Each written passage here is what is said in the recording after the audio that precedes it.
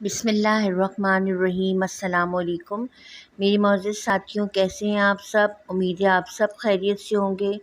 تو ساتھیوں، آج میں آپ کو ایک ایسے کلمے کے بارے میں بتاؤں گی جس کے بارے میں نبی صلی اللہ علیہ وسلم نے فرمایا ہے کہ یہ کلمہ جنت کے خزانوں میں سے ایک خزانہ ہے، اور اس کا بہت زیادہ کثرت سے ورد کرنے سے 70 تنگیاں زندگی کی دور ہو جاتی ہیں، جن میں سے سب سے کم جو ہے فقر و فاقے کی تنگی ہے، یعنی رزق کی تنگی وغیرہ بھی اس کو پڑھنے سے دور ہو جاتی ہے۔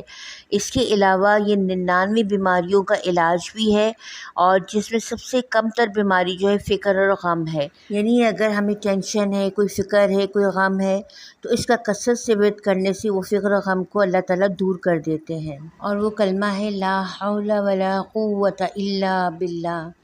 نہیں ہے طاقت نقصان سے بچنے کی اور فائدے کے حصول کی مگر اللہ کی توفیق سے۔